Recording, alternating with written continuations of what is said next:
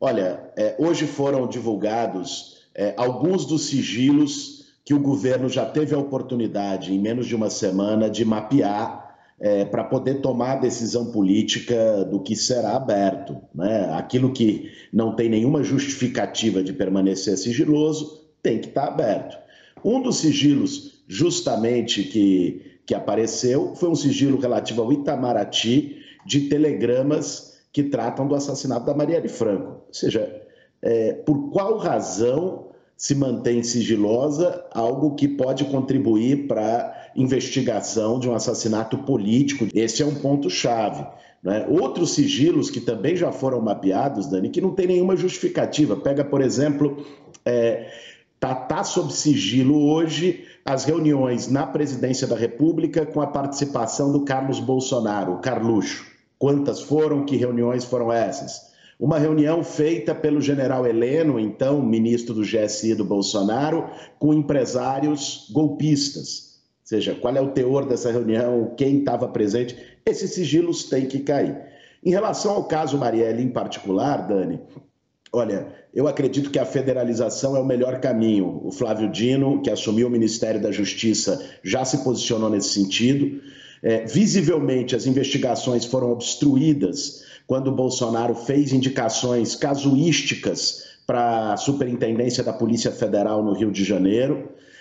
Toda a investigação caminha para o envolvimento da milícia. A gente sabe o quanto a milícia é influente nas instituições do Rio hoje, em políticos do Rio hoje.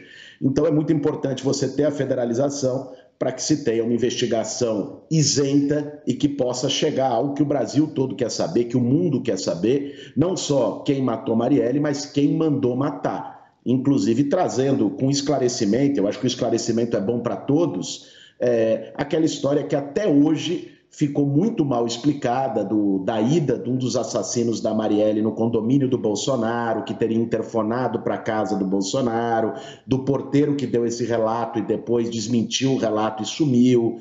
Então, essas questões, para o bem público, precisam vir à tona.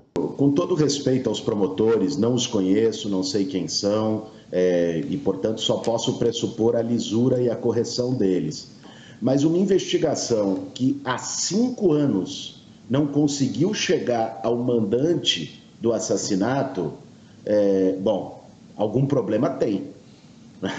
Então, você propor a federalização, eu acho que não prejudica em nada o compartilhamento de informações. Se você tem toda uma investigação construída, não sei quantos teras e tudo mais, bom, que essa investigação e que esses dados sejam compartilhados com a Polícia Federal, que eles sejam compartilhados com os órgãos federais de investigação, com a Justiça Federal, para que a gente possa ter mais mecanismos. Se há 5 anos a Justiça do Rio de Janeiro, o Ministério Público do Rio de Janeiro, a Polícia Civil do Rio de Janeiro não chegou a nenhum resultado na investigação, é razoável que se tente uma outra alternativa, sem aqui colocar em xeque a lisura dos agentes públicos que estão tratando disso no Rio. Por isso eu concordo inteiramente com a decisão já manifestada publicamente do Flávio Dino de defender a federalização do caso.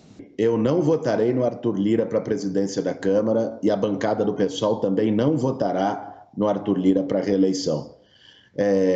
Nós estaremos na base de apoio ao governo Lula, isso o partido já definiu, existe uma maioria sólida na bancada nesse sentido, né? O PSOL comporá a base do governo, ajudará o Lula a reconstruir o Brasil, contribuirá no enfrentamento ao bolsonarismo, que apesar de ter sido derrotado nas urnas, ainda tem os seus tentáculos na sociedade, no Congresso, enfim, na opinião pública. Agora, nós temos posições próprias em relação a muitos temas. Eu compreendo a decisão do PT e dos articuladores do presidente no parlamento de construírem o apoio ao Lira por entenderem que não teriam forças para poder construir uma candidatura alternativa e de que, portanto, o melhor seria compor com o Lira.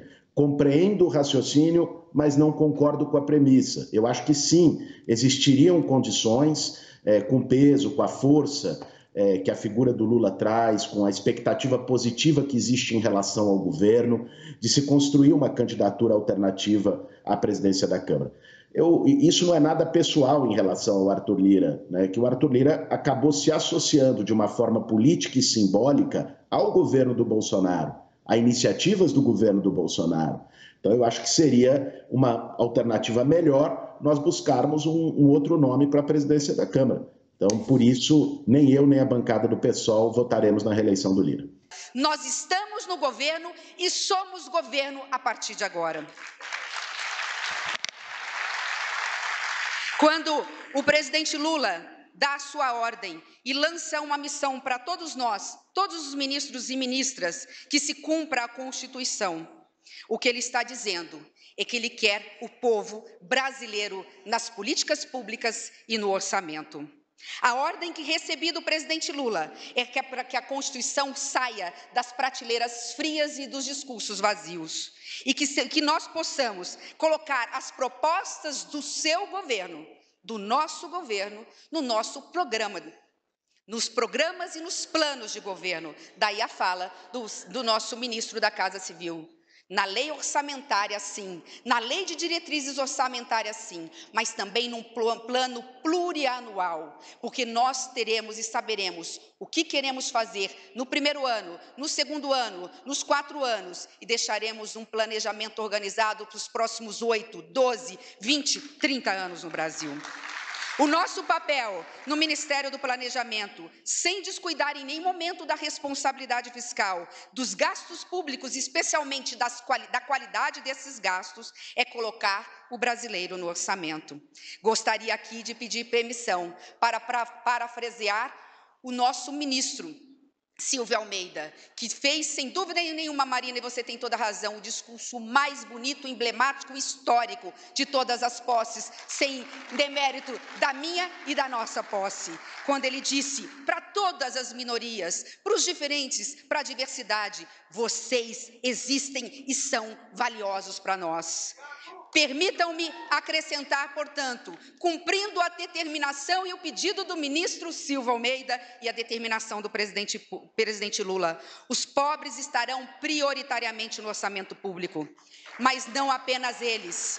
A primeira infância, os jovens e idosos estarão no orçamento. As mulheres, os negros, os povos originários estarão no orçamento. As pessoas com deficiência, a comunidade LGBTQIA+, estarão no orçamento. Os trabalhadores brasileiros estarão no orçamento.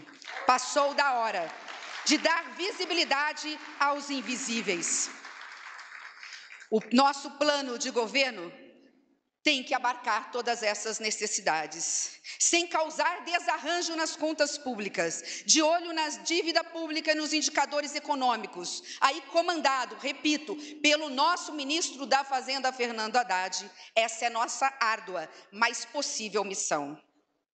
Senhoras e senhores, nos últimos 4 anos, faltou vacina, faltou comida, faltou remédio, faltou emprego, faltou educação, cultura, faltou sustentabilidade, faltou vida.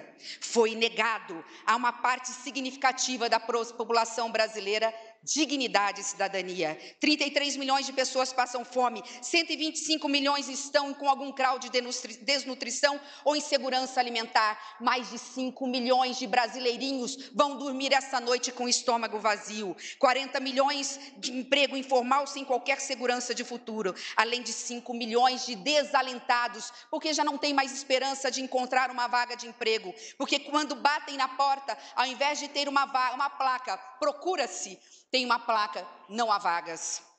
Isso tudo porque, no primeiro dia do mandato do governo do presidente sainte, nas palavras do vice-presidente, ele teve a capacidade de extinguir o Ministério do Planejamento.